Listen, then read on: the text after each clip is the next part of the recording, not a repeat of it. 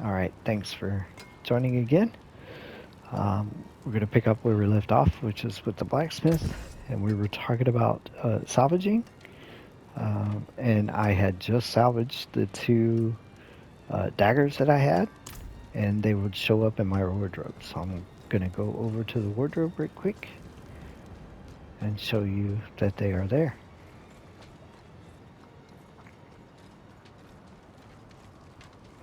Here's my wardrobe.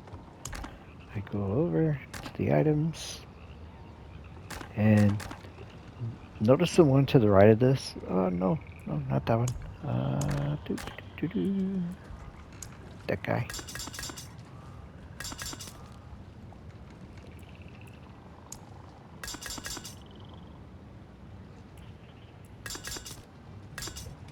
Oh, they're swords, not daggers, because I got rid of daggers.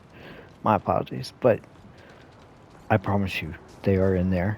If you want to, if you want to use them as your cosmetic on your daggers. All right.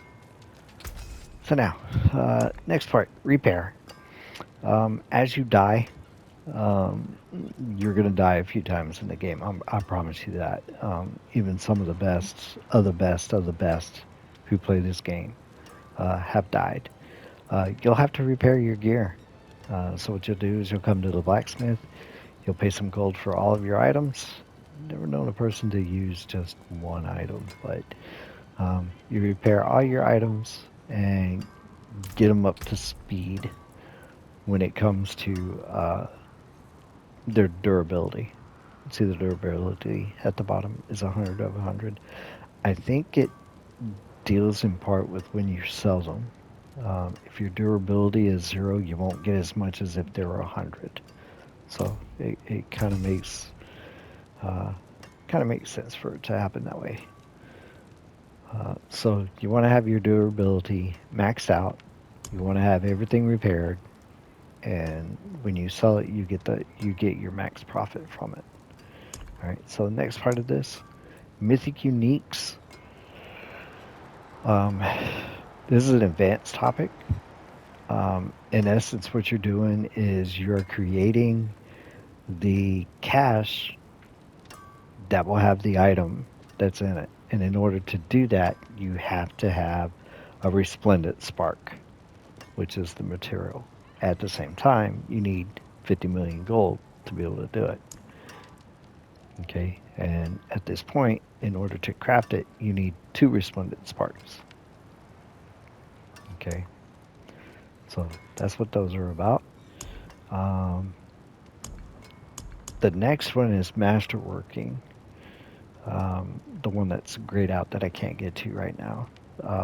Masterworking we talked about when I jumped over to my other character and showed you what that was about. So um, it's kind of on the advanced because it's late game when you do that. So from a basic standpoint, it just helps you.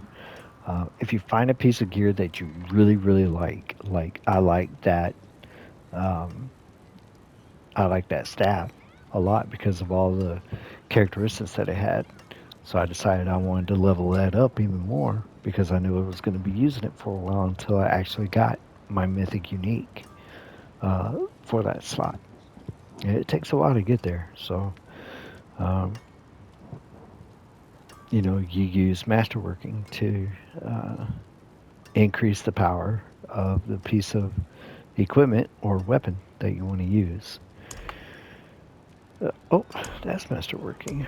Why is it? Oh, I'm sorry. Okay, this is masterworking here. The one at the far right. So my apologies. Uh, the one just to the left of that is for tampering. Come And back if you need work. I want to jump to a different character to show you what tempering is all about. All right, we're going to go to Dark Whisper would be fine.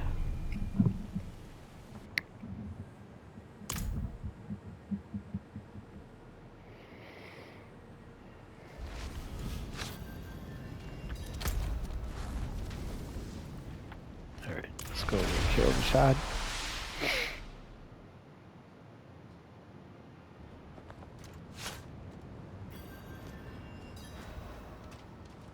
All right, so. Mm, all right, so now, remember how this one was grayed out earlier? Now it's not. So now we can actually check it out and see what it is. Anyway, this is tempering. What it does is it allows you to select a rare, yellow, or legendary orange item to be able to put um, aspects onto them so that it makes them more powerful, right? And how do you get these aspects? Is that you go through the dungeons, and the dungeons will give you these aspects. It'll be a piece of paper. It looks like a scroll, maybe a rolled out scroll. And then once you select it, it'll add it to your tempering recipe, right? And I've got all of these for um, my character here. Uh, this is a Spiritborn. Um, and this isn't everything. I still have other tempering recipes that I need to go get, but this is what I have for now. So what does this mean? It means that Anything breaks, the forge is hot. um, Need something forged? it allows you. So okay, tempering allows you to put extra powers onto your equipment, right? So, and depending on what piece of equipment you choose, is what uh, uh, tempering topics you can put onto it. So for helm, I can only do defensive and Huh. utility. Father Oh, bless. dadgummit. What do you need? For a uh, chess piece is defensive and utility. Oh, for the love. Okay. Boots is mobility and utility, right? And because these boots have been imprinted, um, gosh, I am probably just butchering this to all hell. But Come back if you when need you get a work. piece of gear that's orange, or that let's say is yellow here, let me show you. Uh, let's do Fair pair of bit of gloves, magic in that right? one. So when you get a piece of gear that is yellow, just like this, right? It doesn't have anything imprinted on it, and it doesn't have the extras on the left hand side. Okay. If you go over to the blacksmith and you try to temper it, okay, notice what I'm trying to show you is see where it says select recipe category? You can only put one thing on it right now because it's yellow. Now, if this was orange, meaning it was imprinted with an ability on it, um, it would allow you to have two. And that was the next topic that I was Come going to back get if you to, need work. is that if you come over to the I can take Oculus, common, turn he it is the one special. that actually imprints your aspects. Okay. And that's what those are. So, like for this one, the aspect is you see the orange writing at the bottom. It says each different basic skill you cast increases all your damage. That's an aspect that I have. There's a particular aspect in the list of aspects that I have that I can put on all of my weapons. Okay. The boots are imprinted with close enemies or those you deal indirect damage, blah, blah, blah, blah, blah, right? That is the aspect that I have imprinted onto the boots. Okay. For these unique pants, I can't put anything on here because it is predetermined. Uh, you can't change anything on these guys whatsoever. It's a solid piece of gear. The only thing you can change is if whether or not it has a gem slot in it, and you can change your gems in and out of there. All right, so this one is imprinted with when you cast an incarnate skill, blah blah blah. Right, so you get it right. hopefully. Um, in order to take this yellow piece to make it orange, that's where the Oculus comes into play, right? He is the one who actually takes your aspects, which are added powers that you're able to put onto your gear. So if I take this yellow rare set of gloves, I can go into my Codex of Power, which is basically just a list of all the power of all the aspects that I have that I've found throughout the game and gone through dungeons and captured and got through by salvaging other pieces of equipment, right? That's how I gain these. And then I can pick whatever I want to be able to be a part of these gloves. But the thing is you got to keep in mind that when you choose, you want to choose a power that's beneficial to your character build, right? So you have to keep that in mind when you're selecting your aspects, right? So you kind of want everything to work together to build your character. So aspect of intercom, it says it deals 10% increased damage, triple this bonus after standing still for 3 seconds. Well, if I'm a rogue, I'm moving all over the place. I'm not trying to stand in one spot. So that wouldn't work for me. But um, this character is a gorilla character, or this spiritborn. He's got a gorilla build to him, so this would be beneficial to me. Casting a gorilla skill increases your weapon damage by 16% of your armor per 3 seconds, maximum 1500. So that's what your aspects are. They are extra abilities that you can put onto your gear to increase a piece of gear from a rare to a legendary. Okay, and you can replace uh, aspects on pieces of gear that you already have. So, for instance, if I didn't like, let's say, what if I didn't like, this imprint of every third consecutive crushing hand? What if I wanted to change it? Well, I could do that if I wanted to, right? I could just select my ring and pick whatever I wanted from my list of aspects that I have and put it on there. Okay. And when I do that, right, we're going to go back to these gloves because I don't want to change my ring. All right. Let's say basic skill attacks gain 29% attack speed. Well, I like that for a rogue, right? Naturally, when you do these, you're going to have to use materials, your crafting materials. And you'll have to put gold to them as well. So once you have all that, you go ahead and imprint it. It says, hey, this is going to bind to your account and it's untradeable. Fine. And you confirm it. Then if you look at your gloves, it's been imprinted. Okay? So that's how aspects work, is that they are extra abilities that are suited for your character build that you can put on your equipment that increase the power and killing ability of your character. Okay? Hopefully that makes sense. Right? So more about the Oculus.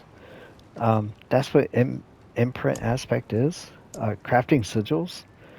Nightmare sigils are they are dungeons that allow you to increase your glyphs, the power of your glyphs.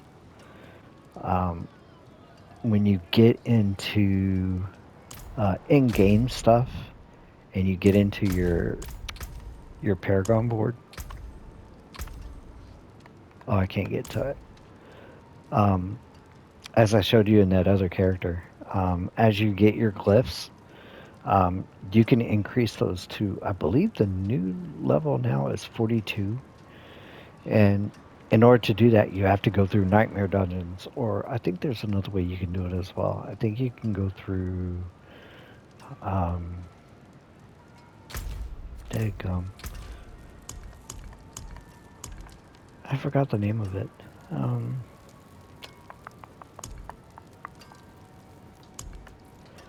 uh, anyway, I don't want to spend too much money, too much time on it, but yeah, I think there's two different ways you can increase your glyphs. Um, here, let me do this. B. Ba-doom. Let me go to somebody who actually has glyphs so I can show you.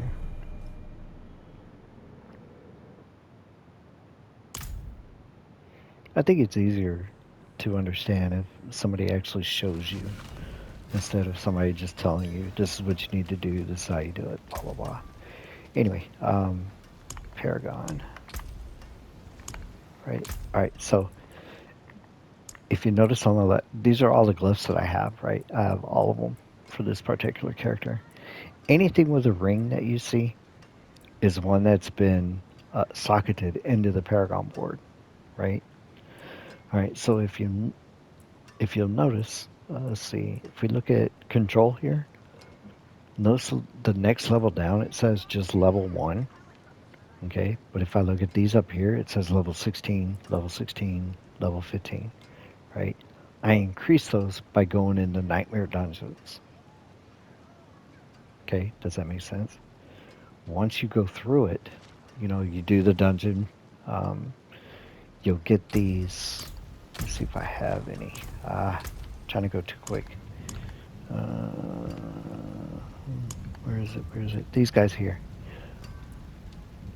Okay, Seething Underpass Nightmare Sigil. Right? As soon as you click this, it will show you on your map where this dungeon is, and then you can automatically go to it, right? And then that's what the Oculus does, is he actually creates these nightmare sigils for you. And you can pick however many you want, depending on how many resources you have. Actually, you know what? Let me go to Kierkegaard.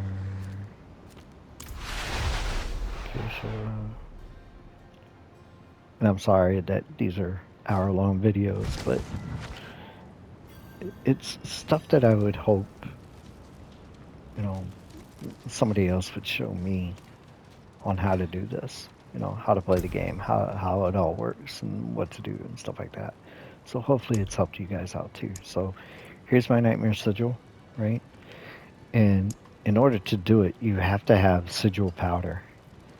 Now that's in order to get sigil powder, you have to salvage. Um, Salvage dungeon keys. That's new. I'm learning new stuff here. Why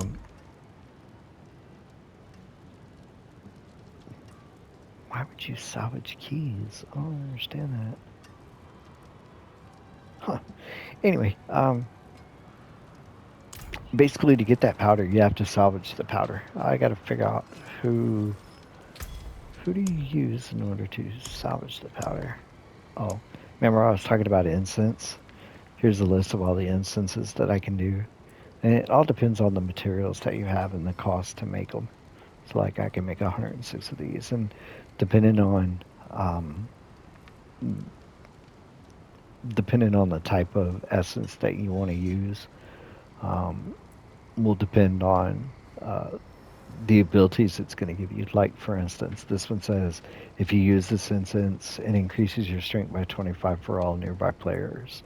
Or if you do Chorus of War, it increases all stats by 40. And it lasts for 20 minutes, right? So you've got all these incense. Like I was saying, you can have an incense and you can have an elixir at the same time so that they can stack on top of each other for your experience, right? Blessings. All right, so there's that. Got to figure out where to get the sigil powder from. But anyway, what you're doing is you are crafting. Yes, we were here. Son of a gun.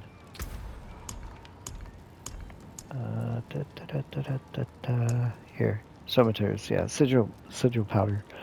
Um, in order to get that, you have to either do dungeons and it gives it to you, or you salvage your um, you salvage the ones that you don't want. Okay, you salvage the nightmare sigils you don't want to go through. Like, see, I have like 5 of these here, so I would, based upon the dungeon inflicts. See, it says gold find or empowered elites. Gold find drifting shade. I hate that drifting shade. In essence, what it is a shade that follows you, and if it gets close enough, it'll shock you and take some of your health. It's a pain in the butt. Not only that, oh, take that back. I take that back. A drifting shade. Um, think about it as a ghost head following you, and then when it gets close to you, it splashes on the ground and makes this big black oval um, looking pool that as you stand in it, it takes away your health. Oh, it's a pain in the butt. Such a pain in the butt. But it's fun to play too. From time to time. I suggest you do it at least once, but then after that, it's up to you if you want to play it or not. Um, but anyway, that's what nightmares or nightmare sigils are all about. We were talking about the Oculist, right? Um, yeah, this salvaging dungeon keys, I'm not real keen about. I don't know why you would salvage the keys, but I guess they give you that ability to do so. The other popular thing for Oculus is their ability to enchant items. Now, what do we mean by that, right? So, I'm not going to be able to do it on. Oh, maybe I will. Yeah, I can do it with this one.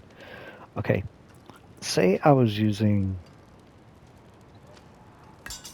this power, or I was using this weapon, right?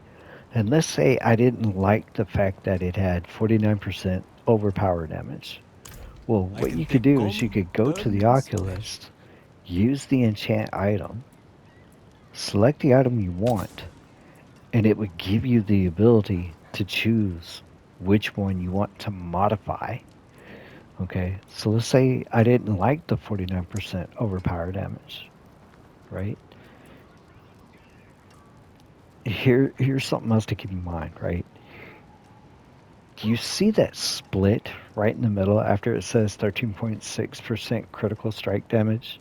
And then you have that split, and then it says 74 intelligence, 49 overpower. Everything that's below that split is what will be available to you if you want to change it. So everything above it, you won't be able to, but everything below you can. That's why you have the 74 intelligence and the 49 overpower, right? So keep that in mind. All right, so now let's say, dadgum. So let's say I didn't want the 49, right? I didn't want the overpower. I would select the overpower, and of course, everything in the game always seems to cost you either material costs or gold. So let's say I didn't want to change it. It gives you the box that says, "Hey, once you do this, it binds you to your account, and make this untradeable." Right? So you go ahead and accept. Then it gives you options that you can change it out for. You know, max life is great. I do like damage, and then you could also do no change at all, but you lose the materials that you use to be able to see uh, these extra 2 options. Now you could keep doing this until you find the one that you want, but every time you do it, it's going to cost you materials, and the gold increases every time. So let's say I take 23%, right?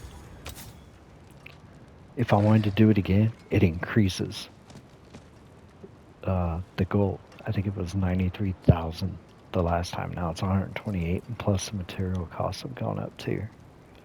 So keep that in mind. If you do enchants, and you want to find that particular one, make sure you got the material and the gold to be able to do it. Right? So now that we've got that, we can do an imprint on this, right? Okay. And why would I want to take this yellow to make it orange? Well, back here at the goldsmith or the blacksmith, if I'm doing my tempering right now, I'm only able to do one recipe. See where it says select recipe category 0 of 1? It means I can only select one of these to be able to put on it. But if I have the ability to, I come over to the Oculist, I say I want to imprint this, right? And I'm just going to pick something here because I'm not really going to use this one. I'm going to use aspect of intercom. I'm going to imprint it and accept it. That is Okay. Now, not only is it imprinted, okay, and I've turned that rare into a legendary, I can now go back to the blacksmith. I hope this works. I really do. Yeah. Notice now I can select both of them because it says select recipe category 0 of 2. And the only reason why is because now it's been imprinted with something on it. Now, if you find a piece of equipment in the field and it's already imprinted, you should automatically be able to do um, 2 temperings against it. Okay, now, when you're doing temperings, let me show you this part too. Okay, let's say I'm going to go into the weapons category here. Okay, and I'm going to pick, I don't care really, um, conjuring arguments, right? Notice it has a list of all the um, potential temperings that I can do.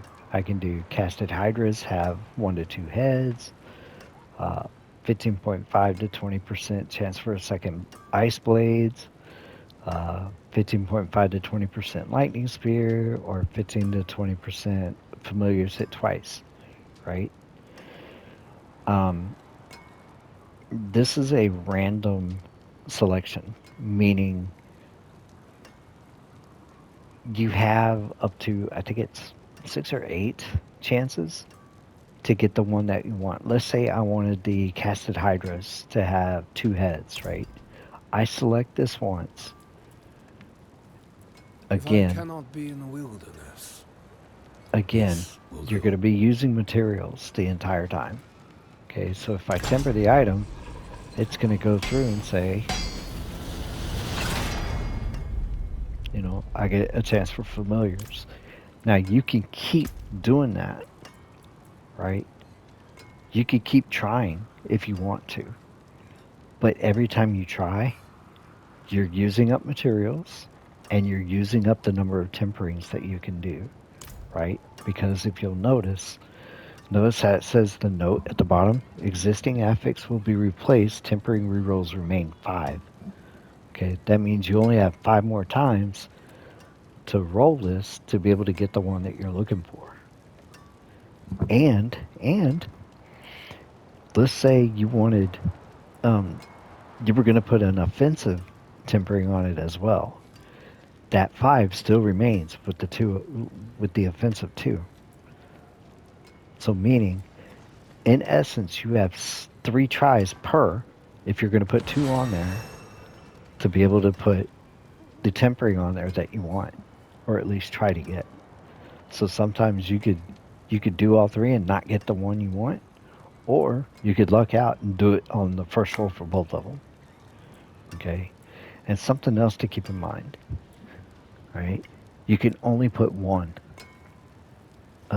weapon or one offensive, because this is for a weapon, of course, right? So when you're doing your temperings, you can only pick one from each category. You can't do multiple from a single category. Like I couldn't pick 2 weapon uh, temperings or 2 offensive temperings. I can have 1 weapon, 1 offensive. Okay, so keep that in mind. So we're going to try this again for conjuring equipment.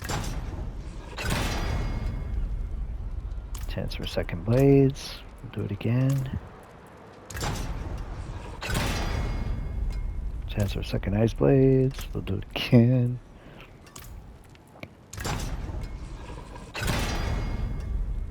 Chance for familiars. Did it twice. Alright, we'll leave it at that. We'll go into offensive. We'll pick which one we want. Something easy. How about basic damage for this one, right? Try to hit that. Okay. It didn't work. Try it again. Basic. And see, notice I'm down to 2 now for the rerolls. There's an ultimate damage at 91%. And we'll do this one more time. Ultimate damage for 94%. So now that I've done that with the weapon, I can't go back and change it because now it's locked out. Luckily in this season, Blizzard added the ability to get scrolls that will allow you to reset the temperings. Okay. And again, all this is just adding more power to your weapons or your armor to be able to enhance your character. Okay. And it's a dice roll every time you try to temper, you know, and unless you get the one that you want, you're going to keep trying to do it. And sooner or later, you will block it out and you won't be able to get it back until you're able to get those scrolls. And that's down the road. When you do the higher tiered stuff, when you get into like, I think it's tier 1 or Terra 1, Torrent 1, where you get those. Okay. So I think that covers everything. Notice this has, you know, all items, 109,000 for repairs. Crafting items, mythic uniques. We've talked about that. We talked about tempering. We talked about masterworking. Just to show you again, you know, I could take this, let it go from 11 to 12. Anything Not breaks, that one. what will it be? It will be that one. We'll do this guy. Set to 1, 64. It uses these materials. Right, update it. Is worth the coin. And notice that it says 1 of 8 for masterworking. And all it does is just increases, all fixes increase by 5%. Okay. And in order to masterwork something, it has to have the affixes associated with it already. And the affixes themselves is the stuff below the break. You know, the 78 intelligence, the 24.1 damage, blah blah blah. Okay. So then, from this point on, it's entirely up to you on how you want to do the game. You can run the dungeons. You can run all the dungeons in this area. You could do the side quests if you wanted to. Or you could start going through the campaign itself and just level up from that. That would be my suggestion, just going through the campaign, because you have to finish it anyway. But at the same time, you know, there's a certain point where you get into the campaign, you want to level up your character because you want to get, you know, powerful enough to be able to defeat the enemies in the later dungeons and the later scenarios of the game, right? You know, it's just it's a matter of how you want to play it. You do have the ability to change your skills on your character if you want to, if you don't like the particular build you're doing.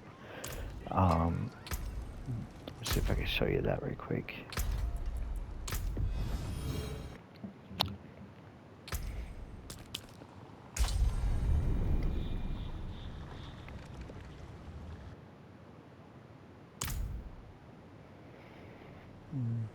And I really hope you guys have enjoyed this. If you haven't, say something in the comments if I'm just horrible and need to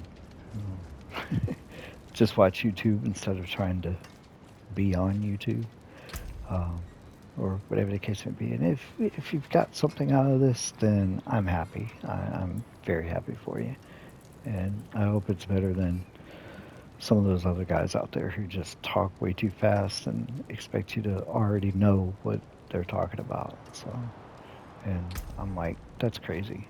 All right. So anyway, we were talking about respecing. So let's say you didn't like how you had this set up. Say you wanted to try something else. Well, in the bottom ribbon it says respec motor back if you hold square. So if I do that, hold square, I can refund everything, or I can just pick the ones that I want to replace. So if I want to refund this one, I could take that out and put it there. Or if I just want to start completely over, I'll just refund everything by holding square. It'll reset the board for me. And then if you notice in the top left-hand corner, it says your available points are 16, and then your available gold, and then whatever your respec cost is, right? So let's say instead of Forceful Arrow, I wanted Heat Seeker, and I wanted to do Enhanced, and that. We'll bump that up. Penetrate shot. That. And then let's say Dark Shot 2. And that one, right? So once I confirm it, right, I've used all of my available points. Once I confirm it, I press the triangle. It says, hey, we like you. And then it'll change your action bar for you based upon what you selected. And then if it had cost you anything to respect, I think you get like the first ones for free. And then after that, you have to start paying for it. So there's that. Anything else? Oh, that was the one thing I wanted to show you too. Show you guys as well. Let me go back. Games.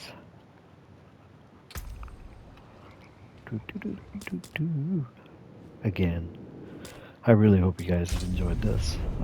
I hope it helps people out. Because if somebody would have showed me this, I'd have been like, oh, that's how you do that. Oh, that's what those mean. Okay, that's how you do this.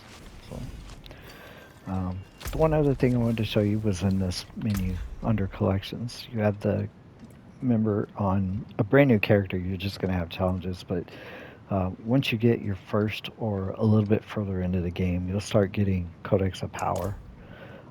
Basically what this is a list of all of your aspects that you have, as well as all of the tempering recipes that you have. Okay, you get the tempering recipes by going through dungeons, like I was saying, and then if you notice that there's 3 different types. There's magic, rare, and legendary. Um, yeah, magic, rare, and legendary. Um, You'll get the legendaries when you do the harder dungeons, of course, but they sometimes fall off or drop uh, during a normal dungeon. So they can pop up at any time, but for the most part, they come consistently when you're in Torrent 1 until you get them all. Aspects are the same way. And when it comes to aspects, what? Okay, yeah. When it comes to aspects, uh, if you look down this list, you can see um, which ones are from which one you need to get from a dungeon, and which one you need to get just from a piece of gear. If it's from a piece of gear, come on, it's got to show it somewhere. Oh wait, let me do this. filter here. Yeah, here we go. Okay. And how I jump between there in the top for the filters is just holding R1, as it says at the bottom, switch to filters. Okay. So now, if it's a piece of gear, uh, for where it comes from, like it says here, salvage a legendary item with aspect of cruel sustenance. Um, you're just gonna have to play the game, and hopefully it drops from something because there's no real way of knowing who, what, when, and where to get it. There's no rhyme or reason. It just sort of happens, and when you get it, you're like, oh, I can't believe I got that, you know.